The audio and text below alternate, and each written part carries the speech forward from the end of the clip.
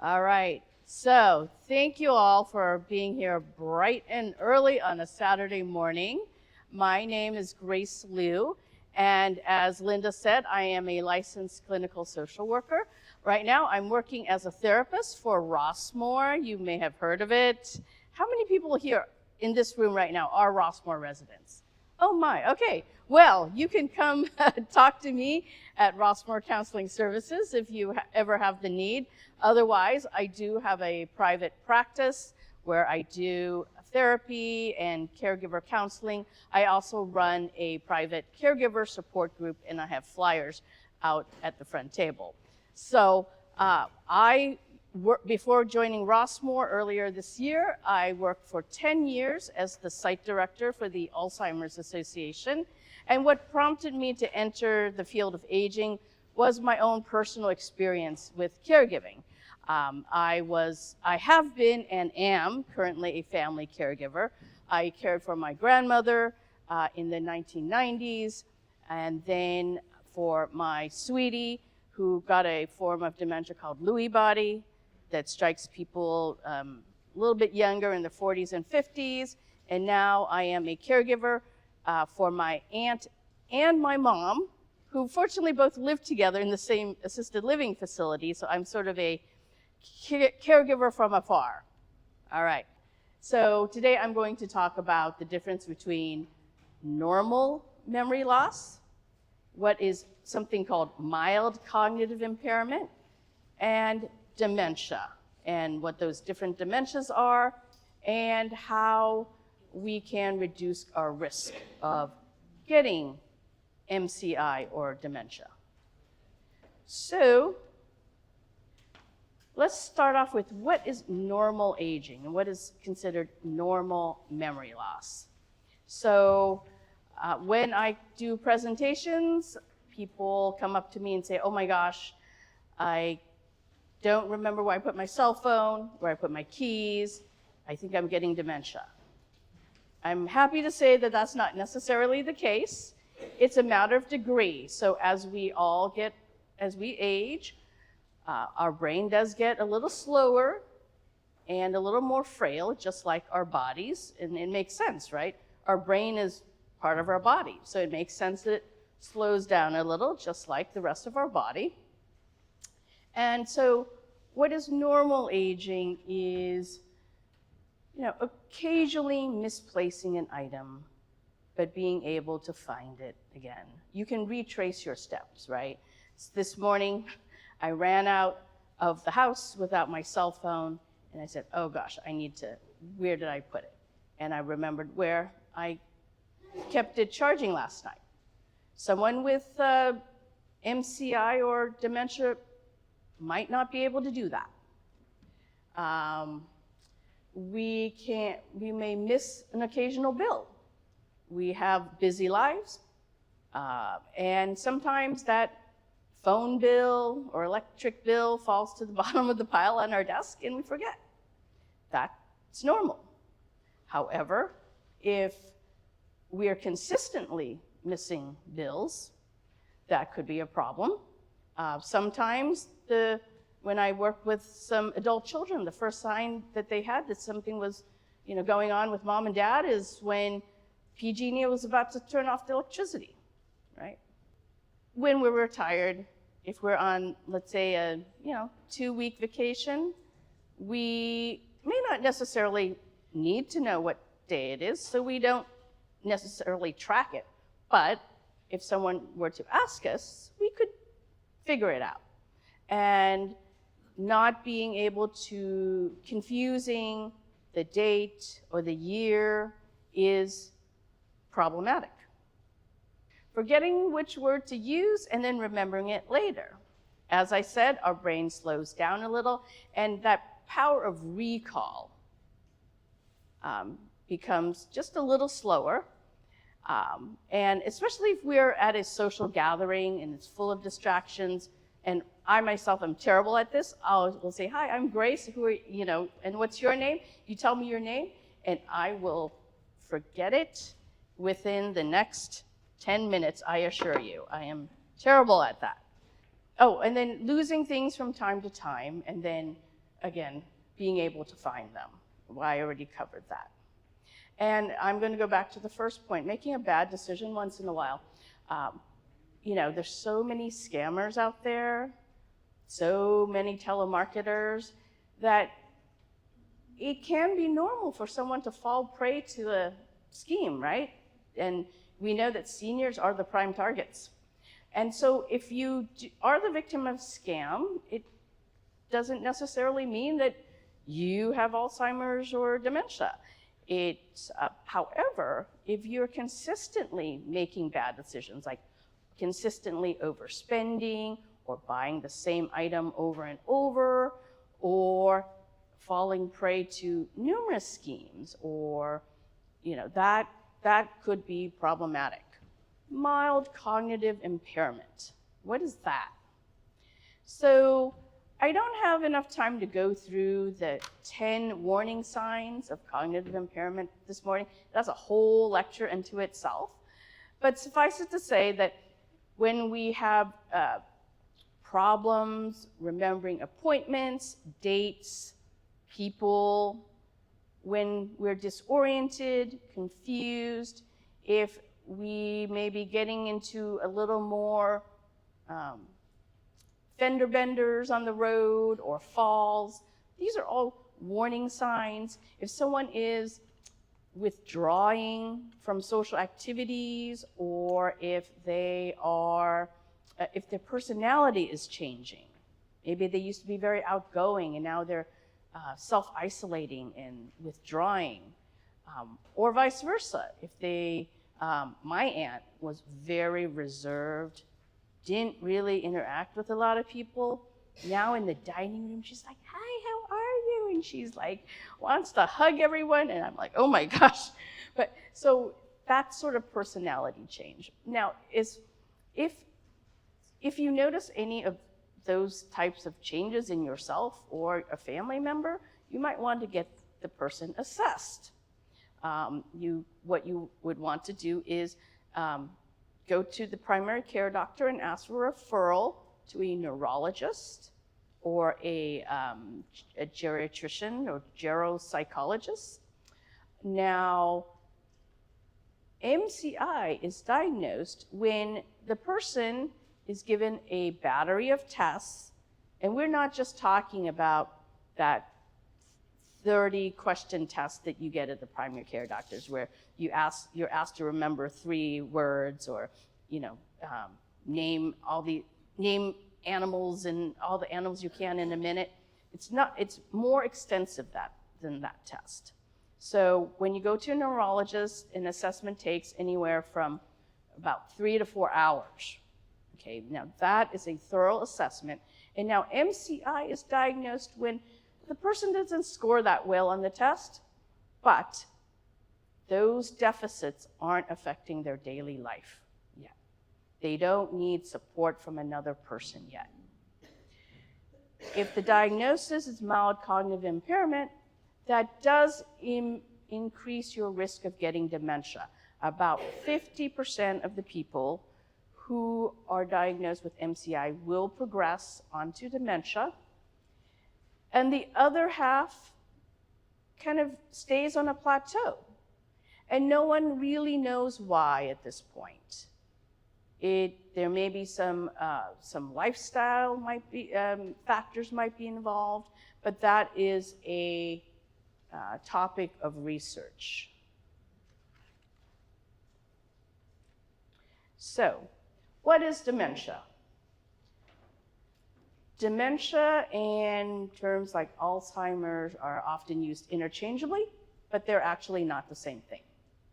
Dementia is an umbrella term, much like the word cancer. So underneath the dementia umbrella are many different types of diseases that cause dementia symptoms. And dementia symptoms are the ones I mentioned earlier: confusion, disorientation, short-term memory loss. So, and using the cancer analogy, if your doctor said, God forbid, you have cancer, your next question would be, well, what type? What type is it? So that's the same thing you would want to ask a doctor if they said someone has dementia. What type of dementia? Is it Alzheimer's? Is it dementia with Lewy bodies? Is it vascular dementia? And vascular dementia is dementia that is caused by either mini strokes in the brain or conditions like diabetes or congestive heart failure that prevent blood flow into some of the smaller capillaries in the brain. And when those areas of the brain don't get enough blood and oxygen, then those areas die off, and that leads to changes in the person's brain. There's also something called frontal temporal lobe dementia, and then there's a lot of reversible disorders that can cause dementia-like symptoms. Number one, depression. And we know that depression is very common in seniors. So if someone is showing some dementia symptoms, you really do want to get them evaluated. So besides depression, we have thyroid deficiencies, a vitamin D deficiency. A lot of older adults don't get out enough, and with the fear of skin cancer and all that, we're all covered up. We stay indoors. We may have a vitamin D deficiency. It could be a side effect of medications. It could be a urinary tract infection. It could be another mental health issue. So it's very important if someone is showing signs of dementia to get them evaluated, and best case scenario, it's something reversible. So I mentioned a lot of these already. So dementia is diagnosed when someone shows serious memory problems, and this is by usually taken from reports of family members and friends, because if someone is having memory problems, they're probably not the best historian, right? So they may not remember or have the insight that they're having memory problems. So doctors, the neurologists, will definitely want to talk with a close family member or friend. And then we already talked about changes in personality. The person might be having difficulty in large social situations like this because it can be a little overwhelming. Also impairment in abstract thinking, and that's why I mentioned earlier that people can have difficulty keeping track of the date or maybe even the time or the year or the season, because dates and numbers are abstract. Also explains why someone with dementia might become very worried about money, because these days, in our modern times, our money is not all in our wallet, in our purse, or even in our house, right? It exists in the bank somewhere out there electronically, and that's very hard for someone with dementia to understand, and so they may become very obsessed about money. Other disturbances in thinking processes and impaired judgment. So a person's reasoning becomes impaired, as well as their judgment, whether it's, sometimes people, they'll be wearing shorts in the wintertime, or I had a client who, when I pulled up in front of her house for a home visit, she was taking out the garbage in her underwear, impaired judgment like that. Okay, so now what is Alzheimer's? Alzheimer's is the most common cause of dementia symptoms. It accounts for at least 70% of cases. And I like to think of it as brain failure. So just as there is heart failure, kidney failure, Alzheimer's can be thought of as brain failure.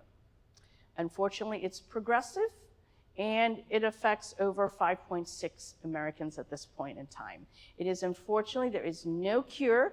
There are some treatments, which I'll talk about in a little bit, that can slow the progression down, but right now there is no cure. And on the left side of your screen here, you see a cross-section of a normal brain of someone who, I believe they passed away in their 70s without Alzheimer's. I see your hand up.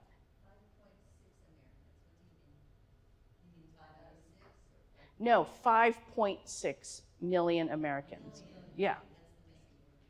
Yeah, thank you.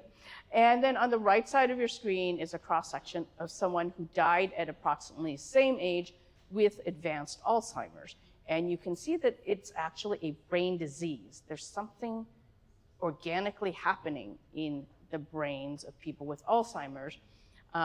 The ventricles, those spaces in the brains, are enlarged, right?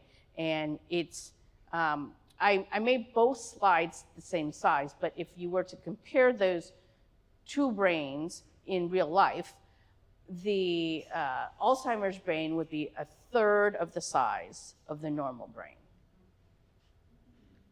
All right, so I mentioned treatments for Alzheimer's. Now, a lot of these treatments are also used for other types of dementia. It's not an exact science.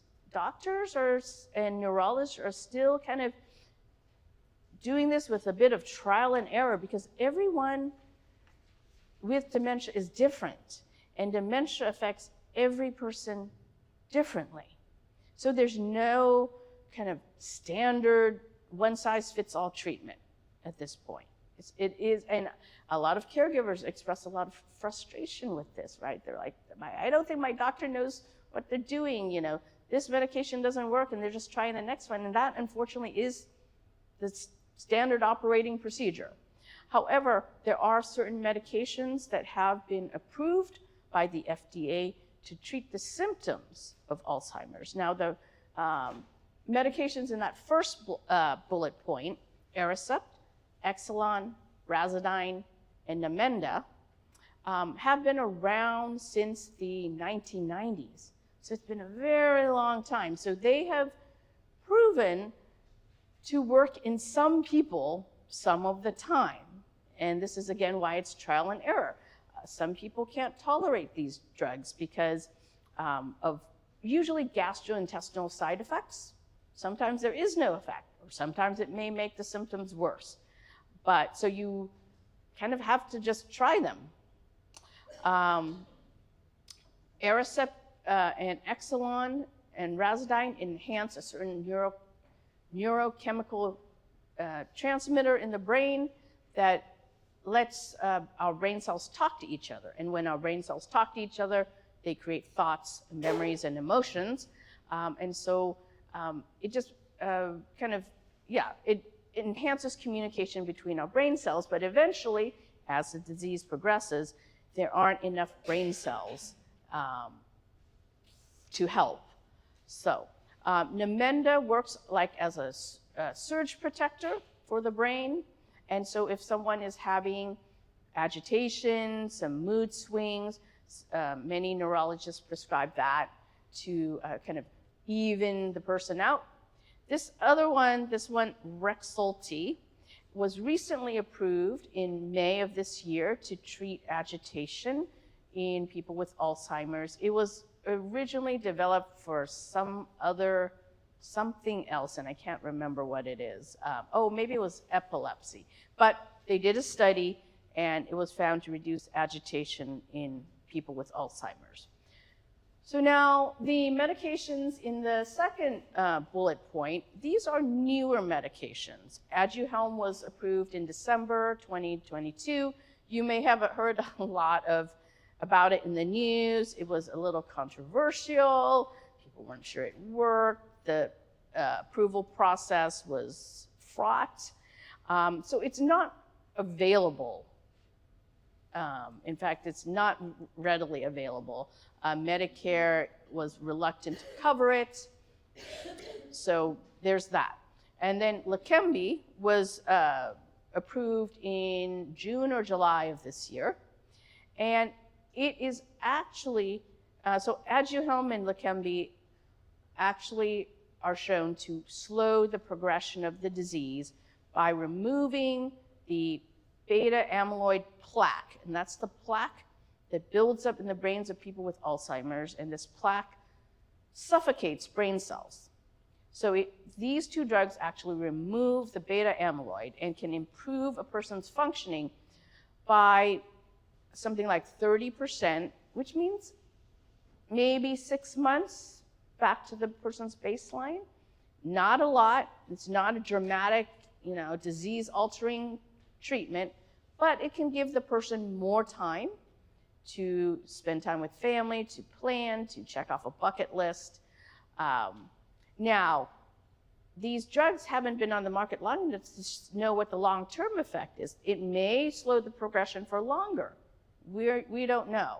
The clinical trials only lasted, I believe, 3 years, right? It could have longer effect than that. The negatives of these drugs is they are given by infusion. So it's almost like having to go in for dialysis. I believe Leqembi is you have to go in every 2 weeks for an infusion, but it may be worth it. Now, Leqembi is only available if your neurologist or doctor is enrolled in a special registry. So you're going to need to ask if you want one of your family members to be on it. All right, and then the non-drug treatments are at the bottom, and really they're at the bottom, but really they are one of the most important treatments that are out there, right? So mental and physical stimulation, physical exercise, staying social, keeping the person mentally engaged, not pushing it, but as whatever is comfortable for them, as challenging but not too challenging. Psychosocial support, that is a fancy term for really how us as caregivers approach the person with compassion, where there's effective ways of communicating and not so effective ways. And if you are a caregiver, I encourage you to reach out to the Alzheimer's Association. Their office used to be right here in Lafayette. They're now in Emeryville, but most of their services are available online and by phone. I urge you to reach out to them to learn how to best support your person with dementia. And if by supporting the person with dementia effectively, it also improves your quality of life and it makes your job easier. And I urge you to learn, take online classes, go to lectures like this to educate yourself on how to best cope with and engage with someone with Alzheimer's. So there are many risk factors for Alzheimer's disease. The number one is, unfortunately, age. But there are ways to reduce our risk. I know there's a speaker in the afternoon who's going to be talking about this, so I won't go into great detail. However, I do have some research studies that show the benefits of physical exercise, nutrition, social engagement, and all these other strategies for risk reduction. So physical exercise, number one. And in fact, doctors say that if they could bottle the effects of physical exercise, meaning if they could put it in a pill, it would be the most effective treatment for Alzheimer's and dementia out there. Well, what sort of physical exercise? Aerobic exercise. Something that raises your heart rate, whatever that heart rate is. And so a study in 2011 showed that, well, we know that after age 40, and I think everyone in this room, including myself, with the exception of maybe our tech guy, is over 40. We lose 2% brain mass per year, just automatically, as we age. 2% per year. and mainly in our hippocampus. That's the front part of the brain that's primarily responsible for thoughts and memories. And physical exercise, 20 to 40 minutes a day of walking. There was this study in 2011. It followed hundreds of adults, of seniors, for 1 year, and there was a control group, meaning this person didn't get any intervention, and then there was a control group that did anywhere from 10 to 40 minutes of walking. So the results of the study show that the people who participate in any type of walking would stop the 2% progression, 2% loss of brain mass a year. And after 1 year, those who walked 40 minutes actually gained brain mass. Okay, so the recommended is 40 minutes, 4 days a week. 40 minutes, 4 days a week. And you can work up to it. I would say that though, if you have mobility problems, if you have aches and pains that prevent you from doing 40 minutes of walking, any type of exercise that gets your heart rate up is better than nothing. Did you have a question? I have an announcement. Oh, can you? Walking. Yeah. Lafayette Reservoir, Tuesday, Thursday, and Saturday at 9 o'clock. You can walk all around the reservoir. It's parkway. We've been doing it for 15, 20 years, so everybody's invited. Oh, great. 20 people or so. So you said walking around the Lafayette Reservoir? Yes. Tuesdays, Thursdays, Saturdays. Tuesdays, Thursdays, Saturday. What time? 9 o'clock. We should get there about 10 minutes. Okay, 9 o'clock. Thank you. That's a great tip. All right. So moving on to nutrition. We know that a healthy diet is good for our heart. And since it's our heart that pumps blood and oxygen to our brain, it's really important to keep our heart healthy with proper nutrition. And what experts recommend is the Mediterranean diet or the MIND diet. Has anyone heard of these? Raise your hand. Okay. So the Mediterranean diet is high in leafy vegetables, legumes, fruits and vegetables, low on processed foods, red meat, sugar. We know all this stuff, but studies, decades of research have shown that, whole foods, healthy, nutritious diet, the Mediterranean diet and the MIND diet. Look that up. Look, there's lots of information on the internet about these two diets. They're not fad diets. Will help improve your brain health. In fact, this was in 2015.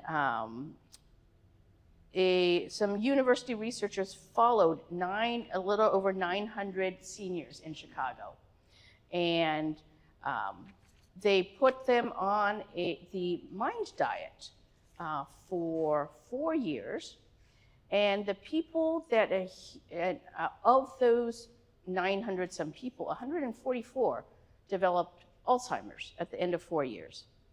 The people who kind of adhered to the MIND diet reduced the risk of dementia by 35%. Those who adhered strictly to it reduced their risk by almost 50%, actually. So that's pretty significant. Excuse me. Yes. What is the MIND? MIND diet stands for Mediterranean dash something, Mediterranean dash intervention for neurocognitive, I don't know what the D stands for. Anyway, it's an acronym, but you can look it up. All right, the next point, social engagement. Social engagement is really important for keeping our brain active.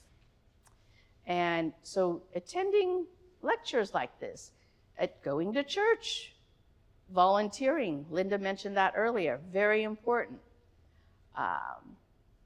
Joining clubs, engaging in, going to dances, which gets in your physical exercise and social engagement. A recent study came out, I think in maybe 2021, where they followed people who, they studied seniors who in their, before they retired, worked with people versus objects or data, right? And the seniors who in their life had worked with people, like customer service, bank teller, or, or social worker, whatever, right? Showed less incidence of dementia than those who work primarily in front of screens or with objects. And so there's something about engaging with people in a 3D world, right, that challenges our brain, right? Because as I'm talking here, I'm reading the room, I'm seeing your body language, and my brain is working a lot. Even when you're just being social with someone, your brain is doing a lot of work behind the scenes that you're not even aware of. So staying social, continuing education, lifelong learning, taking classes, learning new hobbies, learning a new language. All these things build up our connections in our brain cells, create new pathways for our brain cells to work, and this can stave off the effects of dementia and Alzheimer's. Next, sleep quality. How many people here have sleep apnea? I do. It's really important to get sleep apnea taken care of. It's important that if you wake up multiple times in the middle of the night, maybe to use the bathroom, and maybe can't get back to sleep, that you get that looked at. If you wake up in the middle of the night and maybe can't go back to sleep because of anxiety, maybe worries, go talk to a counselor. Because sleep is the time when when our body clears out all the toxins that have built up in our body during the day, including beta amyloid, that plaque that suffocates brain cells. Beta amyloid is in our brains right now. It's a natural part. It's in our brains. It's a natural part of our brain. It's that people who have Alzheimer's, that something happens and that plaque increases abnormally. Now, there are cells in our brain called glial cells that sweep out the amyloid plaque when we sleep. And if those cells aren't working, then that plaque can build up. So talk to your doctor if you have poor sleep quality. Okay. And the last one, hearing loss. Did people read this study that came out just in July? People who, look it up if you didn't read about it. If you have hearing loss and you are not wearing your hearing aids, it means essentially that your brain is falling asleep because it can't hear what's going on around you. So people who have hearing loss and use hearing aids can reduce their risk of dementia by 53%. That's a lot, by just wearing your hearing aids. Okay? What did you say? If you, oh. Good one, you almost have it. You did have it. All right, so that is it for my presentation, but we have time for Q&A. I know I rushed through a bunch of stuff, so do you have any questions? the woman in the back, and then right up here up front. You didn't mention smoking or alcohol. What impact do those have on dementia? Okay, smoking and alcohol, what impacts do those have on dementia? They have a great impact, right? We know that smoking is bad for your heart, bad for your lungs, and as I said previously, anything that affects your heart health affects your brain health. So if you are smoking, try to stop smoking. In terms of alcohol, the evidence out there is mixed. So it used to be, they said, 1 glass of red wine a day can be good for your heart. Newer studies have shown that any amount of alcohol is toxic. It's a hard habit to break, especially when we're doing social drinking. I would say that moderation is key. Yeah, and if you can cut it out, do so. I personally am allergic, so when I go out to restaurants, I order some tasty mocktails. Most places have mocktails now, and you can look up recipes for them to use in your home.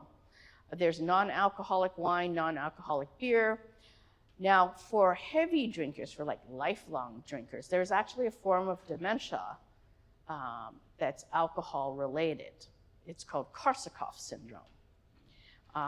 For those people who are long-time heavy drinkers, that can lead to memory loss and dementia. And so the good news is that if those people stop, the dementia can also stop. It won't necessarily reverse itself, but the dementia will stop when the heavy drinking stops. And you had a question?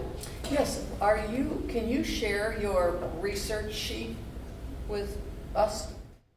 I can email it to Linda. Yes. Okay. All right. Okay. Yeah, in the back, and then the gentleman in the front.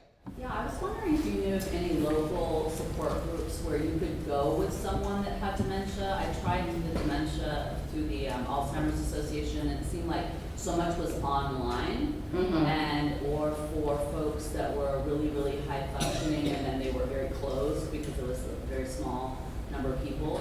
So can you talk a little bit about opportunities in the local community here?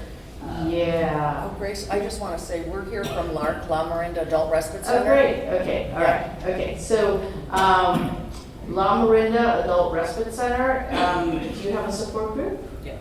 Yeah. Oh, Orinda has a support group. Thank you. You're right that the Alzheimer's Association support groups are all online. There's not a lot of in-person support groups these days because the pandemic changed so much. I would check out maybe the other adult day center around here is Valley Oak in Danville. You might check them, and there's Center for Elders Independence in Concord. So yeah, a support group for someone with dementia, just is effective if the person has MCI or is in the earlier stages of these. So that's why you're encountering groups that only have people who are higher functioning. When people progress to the middle stages of the disease, to benefit from support and counseling, you really need to remember what happened in the group, and B, to have that insight, to have that awareness to be able to, about your situation. And many people who are more progressed don't have that. And so that's why those groups aren't offered. And we think that the best kind of therapy, if you will, for folks who are more progressed is to attend an adult day center like Lafayette-Orinda Adult Respite Center or Valley Oak. LARC, right. So the gentleman in the front, and then I'll move to the back. I see ads on TV from time to time about medications that you could take that will improve your memory. What's your evaluation of those? Well, if it's too good to be true, it is. It sounds flippant, but That's a thumbs down. yeah, it really is. There are some supplements that have been advertised on TV, and they didn't choose to go the FDA approval route, right? They could have run a large-scale clinical trial to show that it was effective, and they didn't. So we don't know that they're effective. That's basically it. Okay. Who else had a question? The lady in the green, and then the gentleman back there. Yeah. I understand people are asking about support groups for those suffering from MCR dementia, but what about support other than perhaps a Stephen minister, support for those living with such a person? Are there groups like that? Oh, yes. There are many, many, many caregiver support groups. So the Alzheimer's Association probably offers the most support groups. They're all on Zoom, with the exception of a handful. They are for caregivers of anyone who's suffering from any type of dementia, not just Alzheimer's. So it sounds like LARC has a in-person caregiver support group. It's on Tuesday morning. It's weekly. Yeah. There are probably, really all I know is the Alzheimer's Association. Do you know any others, Linda? I do one for the church. Oh, you do one here? Oh, On okay. Zoom. On Zoom, okay. Okay. And, Grace, I am also doing a 3-week class in January for the person with MCI and their partner. Do you want to? That's good advertisement. Let's put you on mic. In January, probably the 2nd, 3rd, and 4th week of January, I will be doing a class for the individual with MCI, not dementia, MCI and their partner. And I did it earlier this year, and it was very successful. There might be some people here that were in that class. Anyway, we're going to do it again in January. I have to have a phone screen to make sure both parties know what we're going to talk about. And the outcome of that, Grace, was that we're probably going to develop a support group for people with MCI separate from family caregiver. Because that's what when I met with the people with MCI, that's what they asked for. So the church is working on it. So stay tuned. So by MCI, you mean pre-dementia, essentially? Well, but they need to have had that diagnosis that Grace talked about. They've had the paper test. I don't want people to come that just are having problems with their memory. I want a diagnosis, and then we're going to talk about how to turn that around if possible. Right. Thank you, Linda. And so I also mentioned in the beginning that I do also run a caregiver support group on Zoom, and you can reach out to me if you want more information on that. Yes. Oh, wait. First, the gentleman in the black vest. Probably forgotten my question, but how much of an effect is the genetic surgeon? APOE. Yeah. How much does genetics have to play? That's a long answer. Oh. Okay. Chris, what? The doctor? The nurse. Okay. She'll be addressing that in her presentation, so I'm going to move on to the next person. This gentleman in front, and then back to you. Yeah. Does meditation improve memory loss? Meditation? Yeah. Does meditation prevent or reduce memory loss? It can. One of the things that I didn't mention is that stress has a big effect on our brain. And stress can definitely affect, our health overall, but also our brain health. So meditation and other embodiment type practices like yoga, Tai Chi can help reduce stress in our lives, which can help prevent memory loss. Thank you. So, yeah, just kind of quick, you had mentioned something about the Alzheimer's Association moving Mm-hmm. out from Lafayette, so there's no longer the one at the Mount Diablo Boulevard? Correct. Okay. Correct. Do you happen to know where that support giver group has moved to in El Cerrito? They're all online. They're on Zoom. Oh, they are. Yeah, Okay. yeah. All right. When you mentioned the different types of dementia, you mentioned Lewy body, but you didn't really explain it. Okay, the question is, what is Lewy body dementia? Lewy body dementia is a disease that causes, it's a different protein that builds up in the brain, not beta amyloid, and it consists of Parkinson's type symptoms plus the cognitive impairment of Alzheimer's.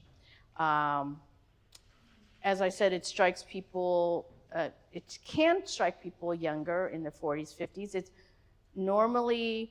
It's usually people first get diagnosed with Parkinson's, but then as the cognitive symptoms emerge, and it's also characterized by hallucinations and sometimes delusions earlier in the disease than Alzheimer's. When those symptoms emerge, then the diagnosis changes to Lewy body. And you can see in an MRI that there are these structures, which are called Lewy bodies in the brain. All right, I think I am out of time. So, all right, perfect. Thank you all very much. Take care.